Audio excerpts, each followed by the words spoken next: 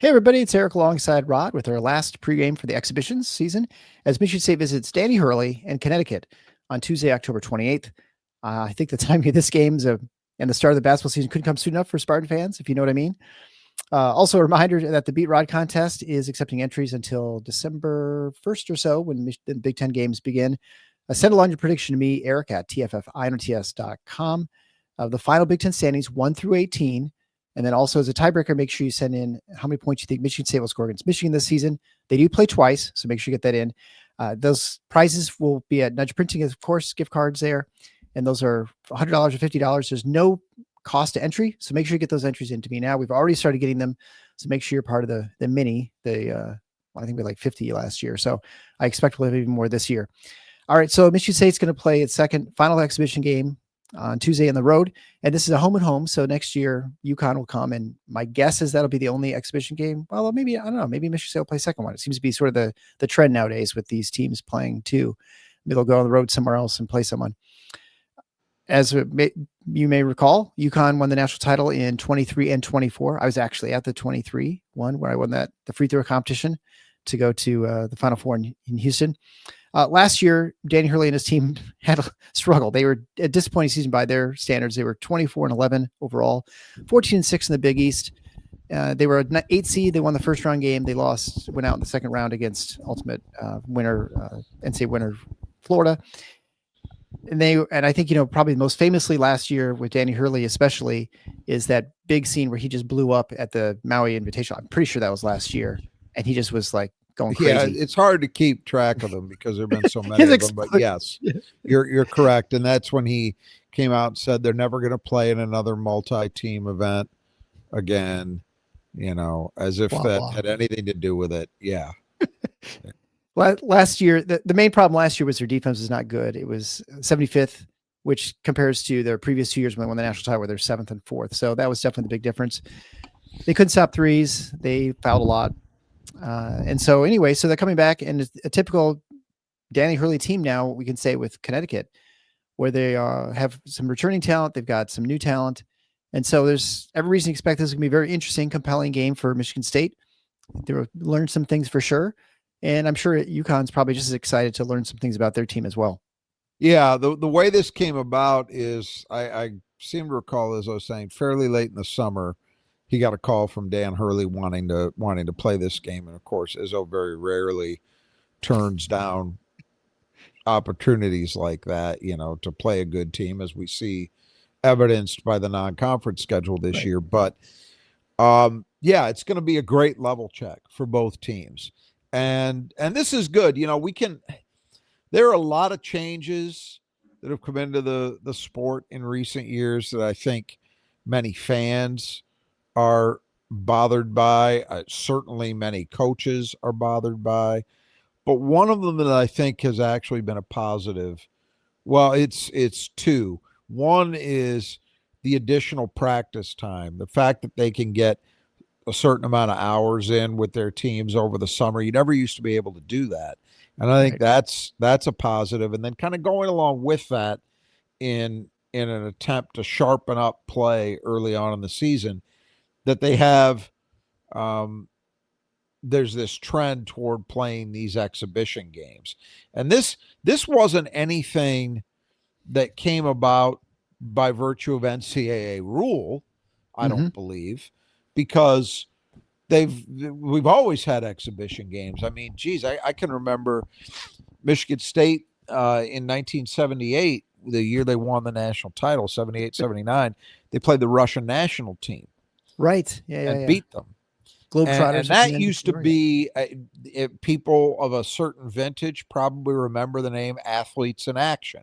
Yep. That was a touring team. I believe it was some type of generally Christian organization sponsored it. And it was guys who were, good college players frequently. They were a little older, and they would just tour the country and play exhibition games. So these have been going on for as long as I've been around. But the nature of these games, this kind of game, that's new. And I think it's a positive. I mean, if you're looking around, we've already seen Purdue, who was everybody's choice, including mine, to be the overwhelming favorite in the Big Ten and generally either first or second in the country with Houston, depending upon how you look at it. They went and played Kentucky and got beat by 13, which might not bode well for Michigan State when we see them in Madison Square Garden. We'll see. It got me a little worried.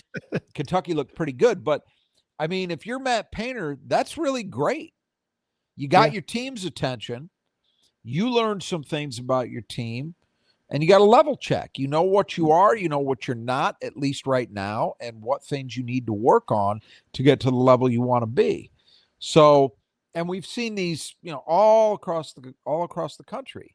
These kind of games are being played. So I think it's good that Michigan State is playing in it, in one like this. I can't remember. Did they play one last year at this level? I don't think they did. They had the thing with Northern Michigan. They didn't play a high major. Wasn't last year Tennessee? The year before they played Tennessee. And that was a really, really good competitive game against a very good opponent. Yeah. That was 2 years ago. And I would say, too, we've heard that they've played Gonzaga a couple times, and they've played other games. And that's definitely been a new development, too, because for a long time, they were playing these exhibition games against high majors. The secret scrimmage game. Yeah. Secret scrimmages where they have weird rules or whatever. Right. And so that gave people an opportunity to sort of assess their team, obviously, but it was hidden from the public. And then with basically the fire in Maui, I think that's really that when Izzo and probably a couple other coaches got around talking about it, that they wanted to raise money for the Maui fire victims. That's right. That was televised behind the Tennessee game. Right. They televised the Tennessee game. I think Kansas and Illinois played, I believe. Yep. You're probably right. One or two other games that got played. And you've seen it snowball. And I think since then, people are just like, I think there's a lot of concern and trepidation from coaches from getting a perception of their team that maybe was not accurate. Like I'm just testing things out. Agreed. And so they avoided the being, playing these high level games. And I think now as you talked about we were talking about Bowling Green game, that there's probably less fear about playing that and losing. Although people will get a little worried, it doesn't really affect things terribly. Like it doesn't affect the standings, obviously, or any statistics or any of that kind of stuff. And so it is a good way of assessing your team. Wake him up. I mean, I'm sure Purdue has been sitting there reading the press clippings about how great they are for the last 4 months. And now they just got, punched in the teeth and they're like, okay, well, I guess, we got to bring it when you show up. And I think the positives certainly outweigh the negatives. And I'm guessing that's how most coaches feel about it. So in any event, it's going to be a challenging game. As you mentioned, UConn, it surprised people last year that they were relatively down from the 2 national title teams. Right. I don't know that it should have, because while they did have a handful of guys back, they also lost a lot. Yeah. And that's hard to do. It was remarkable that they did it as well as they did in the second title year, because they lost a lot of key guys from the 23 team, added some pieces. Remember, they added Cam Spencer from Rutgers. It was very important. They added some other guys, and they managed to win it again. That was remarkable. I think last year would be much more of what you would expect, where you're making a lot of changes to your roster. It's going to be hard to sustain that level of play. And look, UConn was still pretty decent. They had their rough spots to be sure, but 14-6 in a Big East that was kind of down. But the offense was good all year long. It was a top 20 offense. They really got let down by that defense. That was to go from 2 top 10 defenses to like 75. There's your answer as to why the season didn't go the way the 2 previous ones had. They didn't guard very well, and they really had problems fouling, which has been, by the way, a Danny Hurley feature. His teams foul a lot. They do. One of the 2 national championship teams won a title while finishing sub 300 defensive foul rate. That's pretty remarkable. You can foul that off and still win a national title. But those were the 2 things that really stood out as major issues. I think they feel that they're going to be improved. They've added some good pieces, what looked like good pieces in the portal. They recruited well from the high school ranks, and they've also got some key guys back. They've got 2 guys who averaged better than 14 points a game last season back. So there's reason for UConn to be optimistic and ranked where they are in the preseason, which is generally as a top 10 team, and they're given a chance to get back into contention for another title by most people. One thing to note, a guy that some fans may remember from last year's recruiting class, Byron Mullins, who was a 6'5" wing from Indiana, and he had one of the more meteoric rises in the spring last year. He went from, I don't even think he was in the top 100, to becoming a McDonald's All-American and an elite recruit just based on his AAU season. And he was a guy that I think they were planning on starting. Honestly, that's how it looked. And he has an ankle injury, just suffered this past week. So he's going to be out for about 6 weeks, which obviously means Michigan State doesn't see him. But I think for UConn, more importantly, that's a real blow because, especially with a freshman, you're looking at this time of year as the point where he gets acclimated, right? I think about it. Imagine, I mean, Jace Richardson was very productive the whole season, but there's no question that he went up a level in January, you know, and in terms of consistency, if nothing else. Imagine if he'd had to miss basically November and December. Oh, yeah. Might not have had the year that he had. I don't think he would have. So it's a blow for UConn. One they could probably ride out because they've got other pieces, but they were really counting on him. Mullins is supposedly just an insanely good shooter. And at 6'5", he's got good size on the wing. They like his potential as an all-around player, but especially as a shooter. And so that's something that UConn's going to have to figure out. And then when he does come back, figure out how to reacclimate him, you know? So and get conditioning and all that stuff. That and just how people's roles shift, how the minutes change, all of that. So that'll be a challenge for Dan Hurley to face. But at least in terms of what Michigan State's involved in, they're just not going to have to deal with him in this game. You know, Connecticut's been an interesting program. And if you look over the last 20 years, they've won a number of national titles. I mean, they're clearly an elite program in every 5. Yeah. I mean, it's impressive. But it's it's weird. But if they've gone from, great teams to out of the tournament. And, I mean, that's why I say it's sort of unusual sort of pathway. I think, if as a fan, would you rather have we're always in the tournament, we're, make occasional Final Fours, or would you rather win 5 titles and sort of be just mediocre between? I think you'd probably take the 5 titles. Like, I think you'd probably rather be UConn. But it's just a different way to live. It's just an interesting sort of pattern that you can have a program with different coaches manage to sort of cycle up and win national titles. It's pretty. They've had 3, and it's and I think it's the fact that Kevin Ollie got one is really. I mean, here's the thing.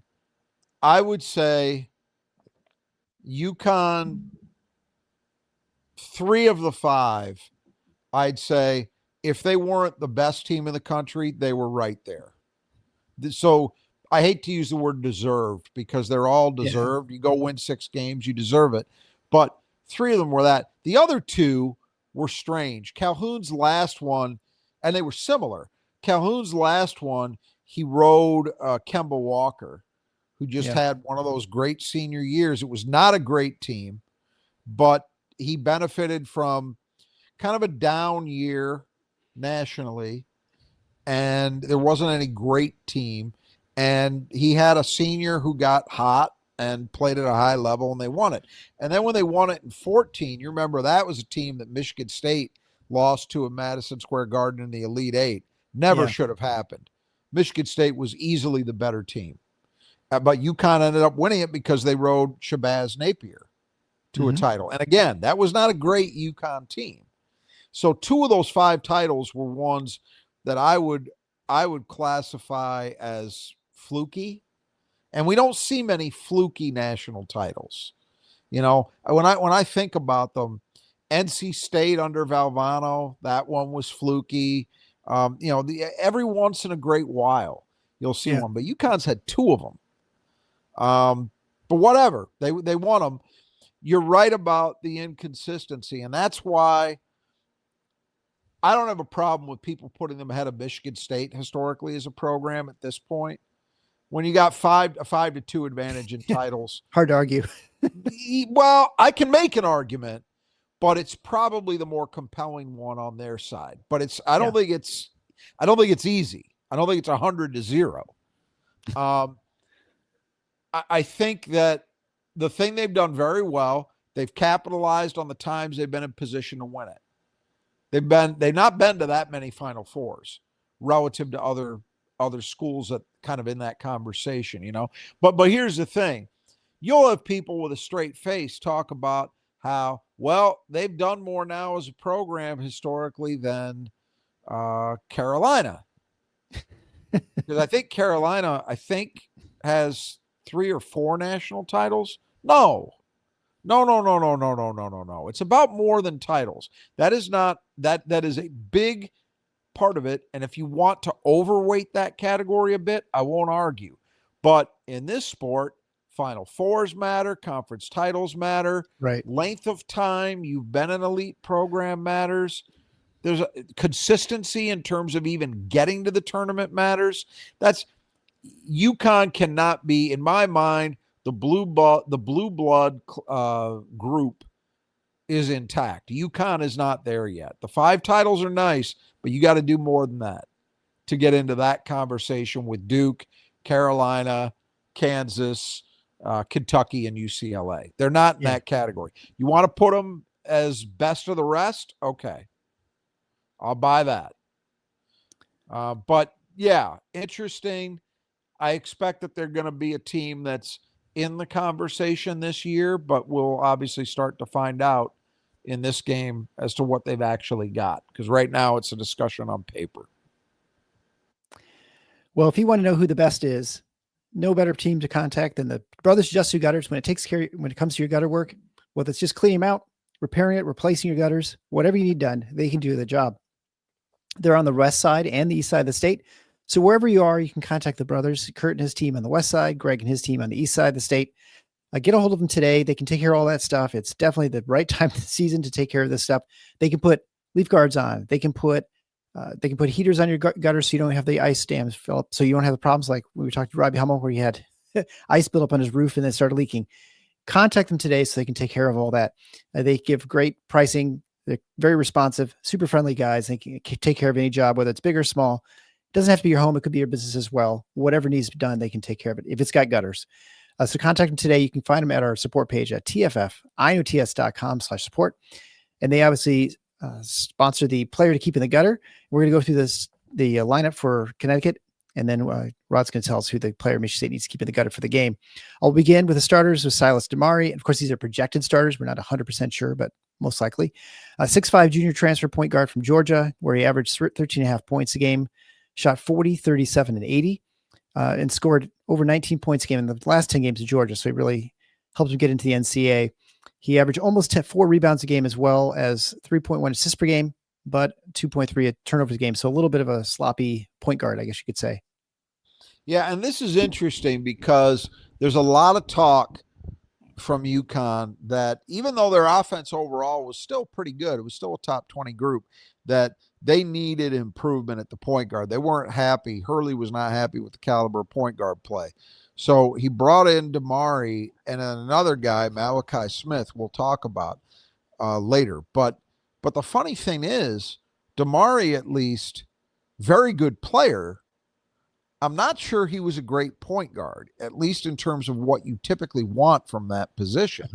So that to me is an open question. Look, he's going to play a lot, and he's going to be probably a very effective part of their team. He's got great positional size at 6'5". He shot the ball well, and as you noted, he was really good when it got down to winning time last year for Georgia. When they needed to be good in order to get into the tournament, he was at his best. So I think there's a lot of reason for them to be excited about Damari. I just wonder, I'm going to be curious to see what the balance is of time that he sees at the point versus maybe some off-guard minutes. Mm-hmm. Because I just don't know that he really makes them a lot better as the primary decision maker. Well, then moving on to Solo Ball, 6'4" junior. He led the team in scoring last year, or second in the team in scoring last year at 14.4 points a game where he shot 44, 41, and 84, along with 4 rebounds a game as well. And, good shooter. So you expect a lot of offense from him. As you mentioned, offense was not a problem for the Huskies last season.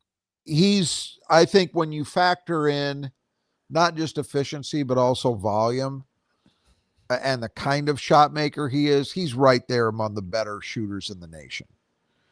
I feel confident in saying that. He's really, now in his third year, he's really been an example of effective development by Danny Hurley. He wasn't seen as an elite recruit. He was not a McDonald's All-American, that kind of guy. But heading into this season, he's a player that I think, if things go the way they think they might, you might be talking about a guy who can get to All-American status. He's really good. And he's going to be a handful for Michigan State to guard, especially on the perimeter. Then we have Jalen Stewart, 6'7", 215 pounds junior, where he averaged 5.5 points a game, 2.4 rebounds a game, and played mostly in the reserve status last year. He shot 55, 36, and 72. Yeah, and I'm guessing there's a couple candidates. I'm guessing who's going to start in Mullen's absence. I'm guessing it's going to be him. The thing that I would like about him in this game specifically is that physically, if not quite athletically, he's a good matchup for Cohen Carr. Right. We're in an era where frequently teams are basically starting 3 guards. That's fairly common that you see it. Michigan State is kind of an outlier in that Cohen Carr is every bit a power player. He could do perimeter things too, as we've seen, but he creates some challenges. A guy like Stewart, physically at least, should be able to hold up in that matchup. The other reason I think he's probably going to be the guy is he's played the most for Hurley to this point. And with the amount of shooting they've got, and he's not a bad shooter. He shot 36% from 3. But I would think, given what else he has in this starting lineup and even some of the reserves that they've got, I would think that the thought process is, let's get a guy who can maybe contribute in some other areas. And they do think Stewart has the potential to be a good all-around player, but that includes a good defender. Next is Alex Caravan, 6'8", 225 pounds senior. He averaged 14.3 points and 5.3 rebounds last season, where he shot 44, 35, and 83. Yeah, and this is a guy who's played a ton of basketball and a ton of basketball in big game situations. He was a significant part of their title teams, especially the second one. Last year was, those aren't bad numbers, but his shooting was a tick down from the title year when he was a sophomore.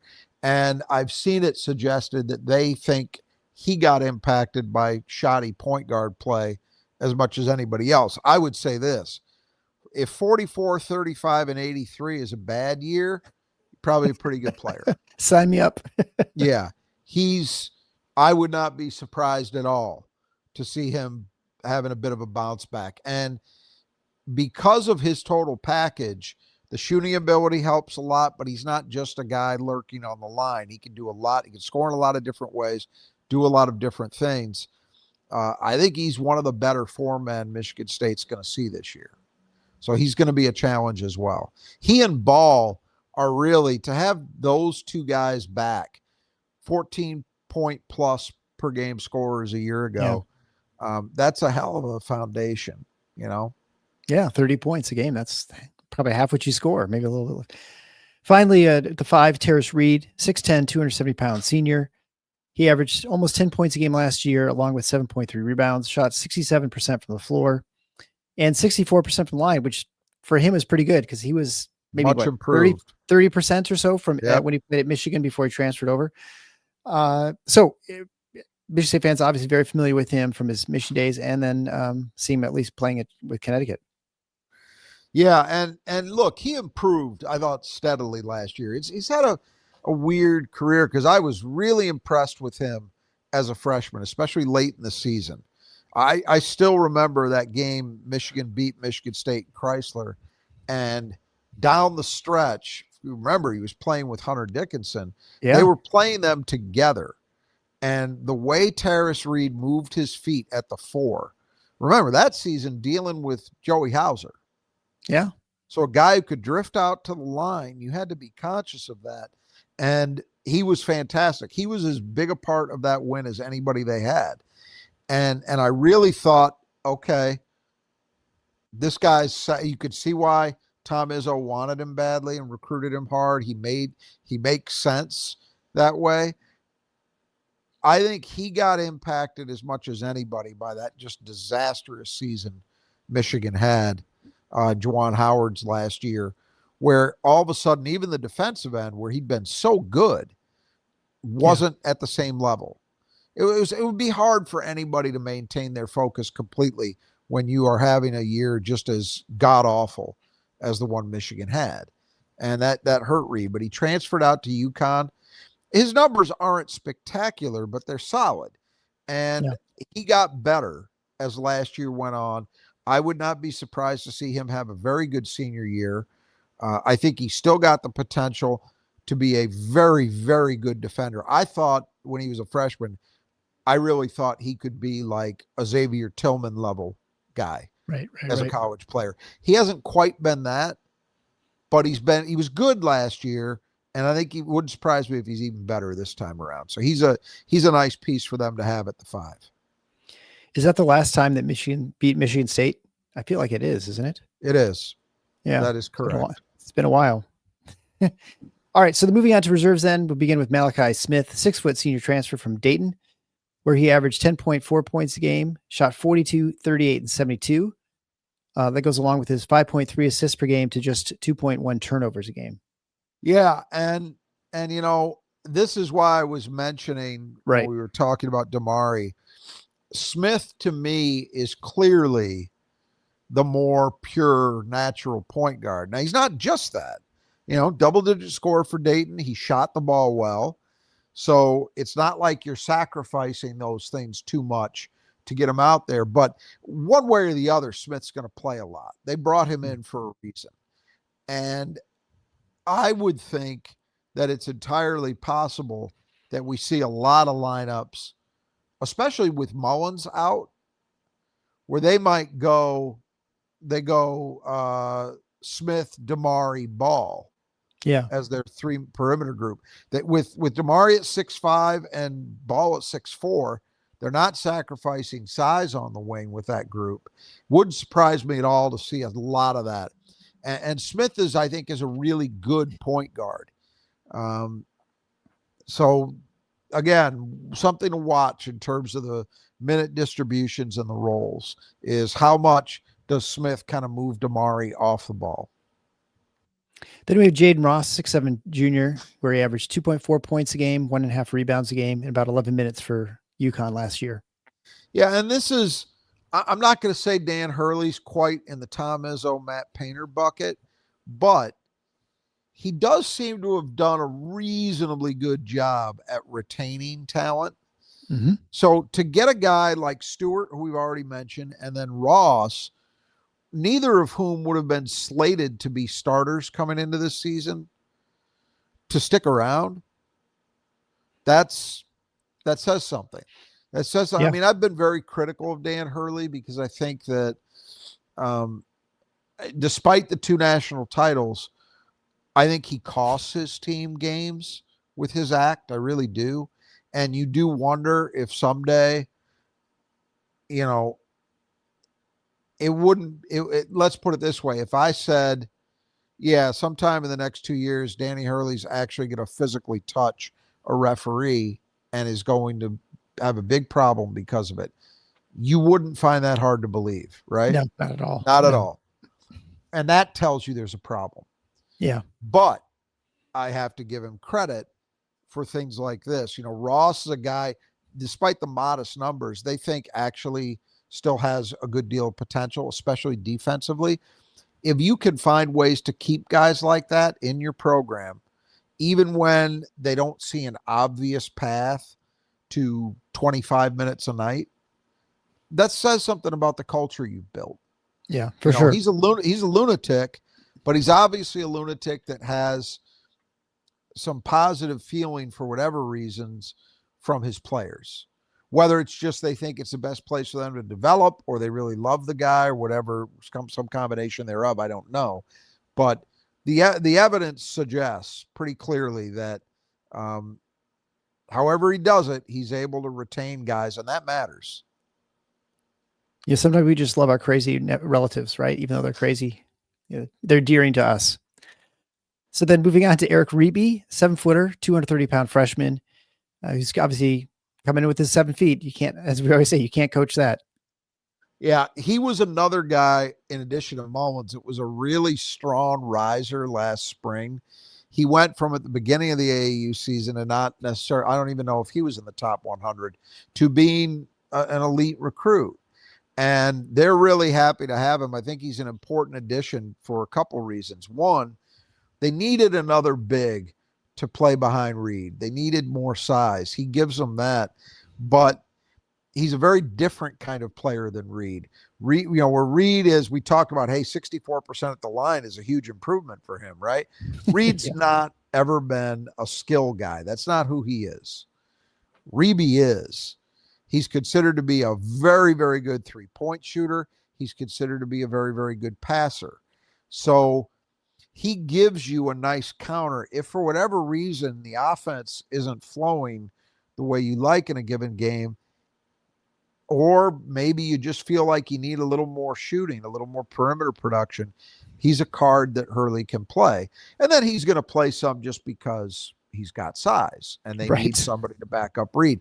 But they're enthusiastic about him overall. The areas of improvement that need to be made would be the obvious ones that I haven't mentioned. It's for a reason. His toughness, his strength, his size, those are all things that could improve. But for now, I would expect they're going to use him to hold the fort down when Reed's got a rest or is in foul trouble, and maybe give them some offensive boosts when he's in there. He basically has a freshman problem, which you fixed by now being a freshman, right? Working through those things. Yep. Next, we have Jacob Furphy, 6'5", freshman from Australia, where he's known as a big-time shooter. Yeah, and this is the guy that I think probably stands to benefit as much as anybody from Mullins' absence these first several weeks of the season. And I say that because his strengths are reportedly all on the offensive end. The question marks are with defense. The two other guys we've talked about, Stewart and Ross, are not that they're bad offensive players, but neither one of them is considered like a pure knockdown shooter the way Mullins was. Well, Furphy reportedly is that kind of guy. So I could see him maybe playing a little more than he would have otherwise if Mullins had been healthy. Then it's going to be down to him. Can he show enough improvement in the other areas of the game to allow his shooting to play? And then finally, no team seems complete without a kid from the Balkans. We have Uros Panovic, 6'3" guard from Serbia, 22-year-old. So, just your typical freshman nowadays. Yeah. Played in the Adriatic League. Yeah. I find this funny. You remember, this is kind of a side note, but I guess it matters because we're talking about UConn here. Yeah. You remember last week when the news came out that Louisville had landed a guy who'd played 2 years in the G League. Right. And Tom Izzo had the press conference heard around the world where he pointed out the absurdity of it. And it is absurd. It's also unfortunately legal. And there's nothing the NCAA is not at fault really, because there's nothing the NCAA can do about it. If they tried to bar the kid and they got sued, they'd lose. Yeah, exactly. So that's where I think he's up, but I don't want to dwell too much on that aspect of it. Just suffice to say, Izzo came out, and then all of a sudden you had this steady stream of other coaches responding to that press conference, backing him. Hurley's tweet had a goat signal or a goat symbol. Right. To it. Okay, great. Kelvin Sampson was out there saying, what are we doing? He's talking about the fact that we're educational institutions who aren't doing much educating. Well, then it turns out, hey, Kelvin Sampson is one of the final three for another guy who played multiple years in the NIL or in the G League. G League. So what the hell is he talking about? And then I would look at this. I understand Dan Hurley may think there's a difference between a guy who played 2 years in the G League and a guy who's played a couple of years in the Adriatic League in Europe. But where I come from, accepting money for playing basketball means you're a professional no matter where it happens. And he's 22 goddamn years old. Yeah. So nice for the support, I guess, but he's got two guys. One is deep enough in their rotation. I didn't mention him, but he had two guys who fit that mold. Everybody's doing that. Yeah. This, Christ, Brad Underwood's got like 19 of them. So I don't know what these guys are talking about when they, say, "Oh, Izzo's got it. We're with him."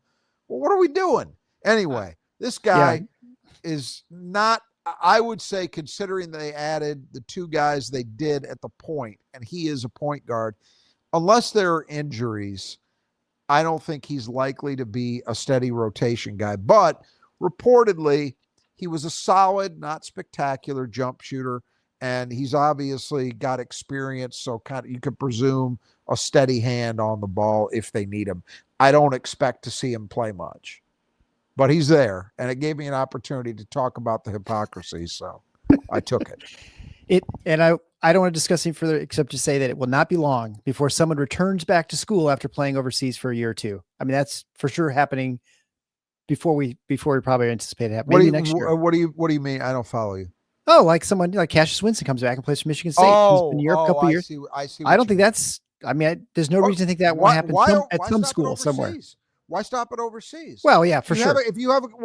But think about this. If you have a guy who's played, say, 5 years in the NBA, and then I was just reading about a guy, guard, Cam Payne? An NBA guard who's played a few years in the NBA, and he decided to stay here and wait for another NBA opportunity, assuming it comes, rather than take a contract that had been offered him by a European team. Who's to say a guy like that who's washed out of the NBA decides, hey, screw it, I can go make, 1.1 mil at Kentucky. You may think that sounds absurd. I'm telling you, there is nothing stopping it. And in fact, if somebody tried to do it, were denied by the NCAA, and that person sues, that person will win. This is the only thing that's good about this whole mess, is that in a sane world, which of course we don't live in that, but in a sane world, this would be all that is required to force the schools and or the NCAA, with or without them, to acknowledge reality, define something we beat the drum on all the time here, acknowledge reality, define these guys as employees, which they are in any real sense, and have them unionize and collectively bargain with them. And then you can set whatever rules you agree to in the collective bargaining that deal with everything, that deal with eligibility limitations, that deal with compensation, that deal with all of it. That's what should happen. If it doesn't happen, we are going to get even more absurd. And I'm with you in the sense that it is a matter of time until we see it. I'm just saying it'll be even more absurd than a guy coming back from Europe. I think we'll see. It's entirely possible that we would see somebody who has NBA experience coming back to playing college, because there's no legal reason why they can't. Well, I promised you I wouldn't get a sidetrack, and yet there I did. So let's get back on track. So who do you have as the player Michigan State needs to keep in the gutter? Brought to you by the brothers Just Two Gutters. It's a tough one, but I'm going to go. I think and this is influenced by what I saw in the Bowling Green game. You could go easily with either Ball or Caravan. They'd be the two obvious choices. I'm going to go with Caravan just because I think after that game, and I said it in our review, our post game, Jackson Kohler's got something to prove defensively, and he's going to be seeing a lot of Caravan, at least early for sure. I did not like the way he played defensively. He was great as a scorer. He somehow got to double digits on the boards. I don't know how. But I didn't like his game defensively. And this guy is a bigger challenge, to be sure. So I'm going to go with Caravan. I hope that I'm jinxing him, or rather boosting Jackson, and Jackson goes out there and plays really well defensively. But I'm going to go with Caravan in a close call over ball. Well, speaking of Jackson Kohler, who is a fantastic cleaning the glass in the Breslin, the people who do a great job cleaning the glass in your home or your business, or maybe your high rise, whatever it might be in the Grand Rapids area, would be the Squeegee Squad of Grand Rapids. Have them come out. They can take care of things. It's a perfect time of the year. My wife's still bugging me. I got to do that here for our house. I'll probably have to get on hold of Troy and his team this week. Just don't forget, when you contact them, to mention Final Four to get 15% off your estimate for either house cleaning, like power washing, or windows, interior, exterior, whatever you might want done. I think, probably we'll get away from the interior because we did that last time and those don't get quite as bad, but they'll come in and take care of your screens, your blinds, all the stuff you don't want to do, in addition to getting outside the house on the ladder in this kind of weather. Well, any time of weather is probably not a good time to be on the ladder. So make sure you have the Squeegee Squad of Grand Rapids come out and take care of that for you. And how can you get the ways to contact them? You get an estimate, go to our support page as always. The Final Four is on theschedule.com/support. All right. So this will be our last practice of Who Cleans the Glass Best, brought to you by the Squeegee Squad. Who gets the most rebounds from Michigan State. We'll do our snake draft, which seemed to work pretty well, although we didn't really need it last game because Kohler had so many rebounds, even though he didn't deserve them, or at least they seemed like I'm not going to go that far. I was just surprised. Impactful, we'll say that. I was surprised to see the final total. Yeah. It snuck so you get to up pick on first me. this time. So go ahead. I'm taking Jackson Kohler. Jackson Kohler, obviously. And I do expect Cooper to bounce back a little bit. I'm going to go with Cooper and Ward, though. Not to say that I think Carr won't have a good game. I think there's going to be a lot of movement, really, honestly, from 2 to 5 in these and rebounding. I do think Kohler's the number one choice until we've proved otherwise. But I'll go with Cooper and Ward. I'll take Cohen Carr. Yeah. Yeah, I think until we're proven that those are not the best four, and that probably will be McCullough. Well, I think the other guy that obviously fits into that equation is Jesse McCulloch. But yeah, right. Yeah, until we have a better sense of what the minute distribution looks like, it's hard to go that way. Yeah. And that's what's going to trip us up at some point. He's going to get more in some game for some reason. And then you're going to be like, and you're going to wish you had him. Well, I thought about taking him here. Yeah. So I don't know that it'll trip us up. I expect that one or both of us will be taking him at certain points. I'd be surprised if we don't. Yeah, probably so. All right. So that brings us to our final part of the show. The keys of the game brought to you by Nudge Printing. And this time I think I actually have the right 5 keys of the game, unlike the post game for Bowling Green. So it looks good. It looks good. I think I'm back in regular season form, even though it's our last exhibition. So we'll see how I do the live stream. We're showing improvement. That's what you want. You just want to keep getting better. Just keep grinding, getting better. That is, of course, a reminder too, before you go to the keys of the game, make sure you check out YouTube after the game. You can interact with us as we do our post-game analysis. And I think it'll be pretty soon after the game. Obviously, I'm not going to have to travel to the game since it's in Connecticut. And just a question of sort of, I guess, the live streaming and stuff. It's going to be a little bit difficult watching these exhibition games, but I think you can buy a subscription to the UConn Plus or something like that, I think it's called. And you can watch them. Or you can just, try and see if you can get a pirated version online, however you like to live life. So the first key of the game is the transition game. Obviously, is always present with Michigan State as far as key for them being successful. Yeah, and UConn it's not that they were a disaster as a transition defensive team, but they were just a bit shaky all the way around. Michigan State, we saw the Bowling Green game with I think it was 24 fast break points. Yeah. Their intent on everything we saw suggests there's no let up from last season's re-emphasis of the transition game. And look, this goes against any opponent, but especially one who's really good. As many easy baskets as you can get. And so as much as Michigan State can be playing the 94-foot game, that's what you want to see. And that's what we would expect the emphasis to be on. And hopefully Michigan State's able to get out and run a lot. Well, we're here hoping Michigan State bounces back a little bit. I think the third key of the game last game was rebounding. We thought that they'd be fine, and then they were not. They were pretty poor. I think overall, it's both ends of certainly the offensive end. So by Michigan State standards, by Michigan State standards, when we compare to last year. And so anyway, UConn last year was a good offensive rebounding team. Michigan State's got to bring it, and they got to be solid on the boards, which until we see it consistently for like 4 or 5 years in a row, I'm going to be a little worried that we're going to slide back to where we were a couple of years ago. Yeah. The primary challenge here, I think, is going to come on Michigan State's defensive glass, because UConn it's been one of the features of their program to be strong on the offensive glass. And if you look at their team, the 2 starting posts, Reed and Caravan, have done it. And they're not huge, but they're big enough and they're active enough. But I think what makes this team potentially a real bear to deal with is you look at the guards, not just their size, but also, Ball, 4 rebounds a game last year. Damari, 4 rebounds a game last year. Stewart, you would imagine, because of his size, should be a factor. So it's going to require, and that may be something that serves to hold down Michigan State's transition game too. Because if you have to keep everybody in to secure defensive rebounds, harder to get out and run after that, right? Right. Exactly. But I think job one has to be keep them away from second chances.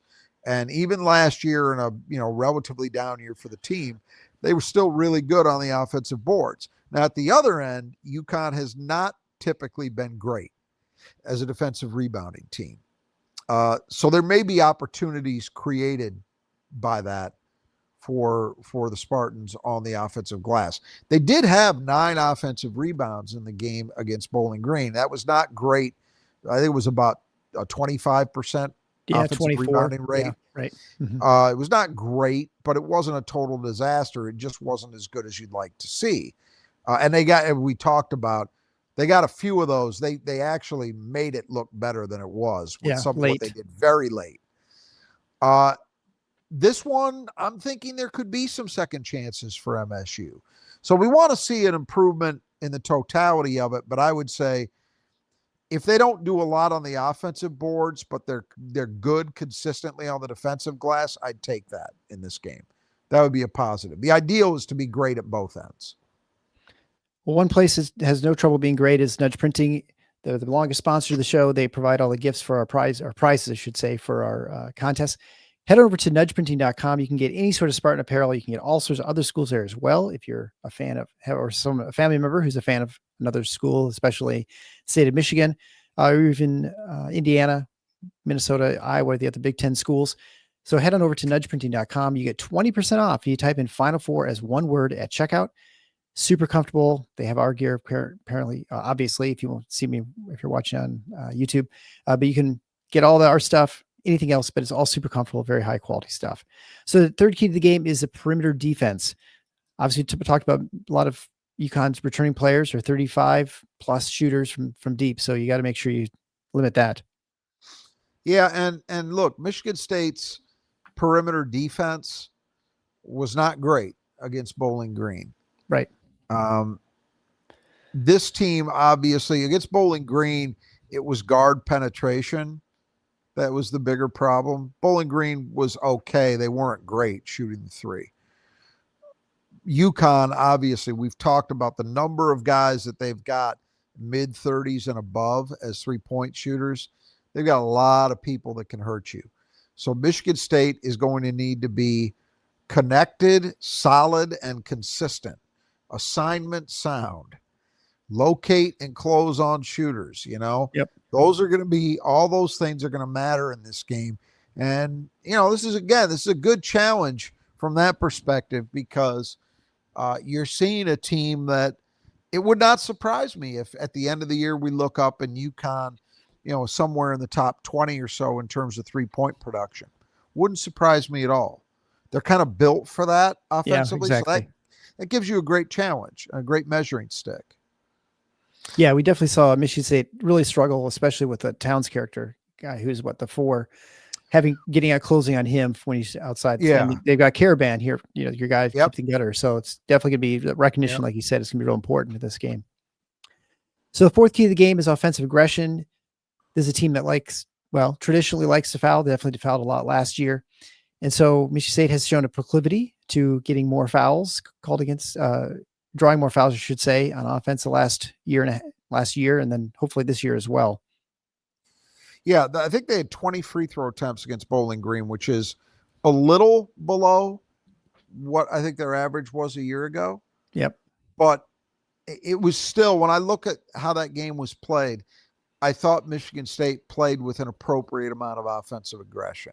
You know, I agree. You saw Jeremy Fears, Cohen Carr. These guys were more active than they were a year ago in terms of trying to get into the paint, make things happen. So that needs to continue.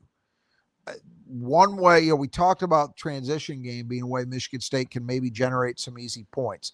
Another way is by being aggressive and taking advantage of a UConn team that traditionally under Hurley has had a proclivity for fouling. I mentioned this earlier. 2 of the last 3 years, they've been sub 300 in terms of their defensive foul rate. That's really bad. That means you're struggling to defend people, guard people without fouling them. And even the year in those 3 they were still like, I don't know, 120s. Yeah. So it stands to reason. He's developed a program ethos that emphasizes physicality. UConn's teams, they've always been that way. They were that way under Jim Calhoun as well. They generally were physical. They were tough.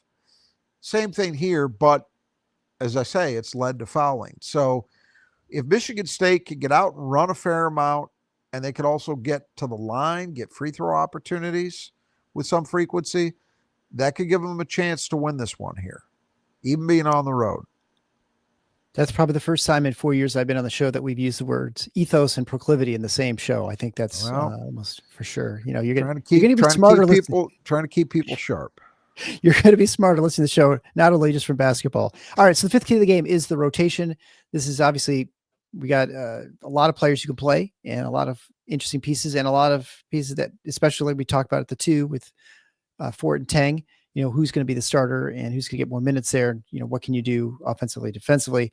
But there's still a lot of questions here. They're going to be questions for quite a while, I think, with this team, but definitely you might get a couple answers while watching this game. Yeah. I think that's it. It's not that, I'm really concerned about it.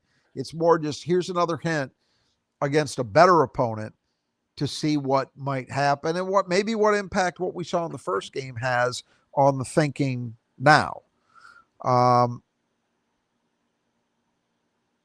Particularly, I'm interested in the competition at the 2 between Tang and Fort. I think, pretty clearly I felt not that Kerr had a disaster of a game or anything, but I felt advantage Trey in the first game overall. Yep. What will we see in this one? Does that change the dynamic at all? Because what I had thought about and what had been suggested by Izzo is that Tang was maybe ahead in terms of understanding defensive concepts, being a little more consistent. I don't think we really saw evidence of that in the first game. So keep an eye on that. And again, this team's going to test those guys because they're going to be guarding solo ball. Yeah. And then I think how much the 2 young post players, Cam Ward and Jesse McCullough, play. Because I liked what we saw from both of them in that Bowling Green game. And so, do the role, Jesse played 11 minutes. I honestly think he probably, with the way he played, deserved to play more than that. Does he play more than that in this game? We'll see. Yeah, and I think it's for me too, and we talked about it after the Bowling Green game, we didn't see much of Jordan Scott. We expect to see more than 6 minutes a game, probably. Yeah. Certainly early. You get those early fouls. And to that point too, I know when Tennessee came and played a couple years ago, they had I think it was unlimited fouls. You couldn't foul out of the game. It seems like they've had normal sort of rules for the games, the last exhibition game. So I don't expect that it's changed at all, but I mean, I suppose anything's possible. No, I don't. I've heard nothing about that. I would expect that it'll be played normally. That's the thing. One thing, just to kind of put a bow on the comment we had at the outset about the positives from this. from this evolution. Mm-hmm. One negative is behind closed doors. My understanding is coaches it wasn't necessarily just a straight 40-minute game. Right. They would do some stuff situationally. They would treat it more like a hybrid between a game and a practice. Right. And that's how, and I think coaches probably liked that a lot. That's out the window once the cameras are in, though. So I think we'll see a straight game. Yeah. And then obviously the 5A or 6 key to the game is, of course, health.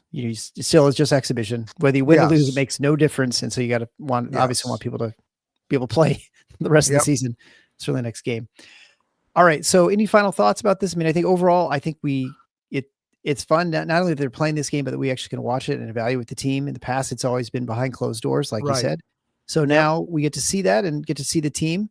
And it's a great distraction for those of us in East Lansing.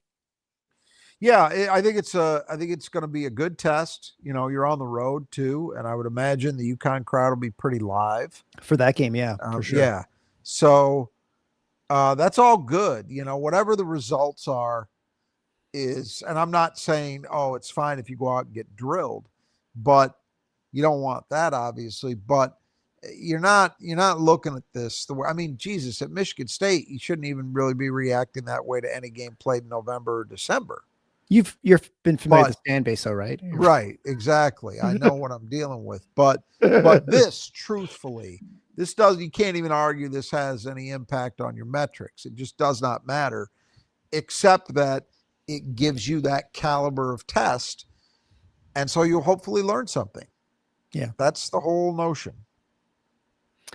All right, well, we'll leave it there, and we'll be back, like I said, live after the show or after the game on Tuesday night, which I think is a 7:00 game, I believe. Yep.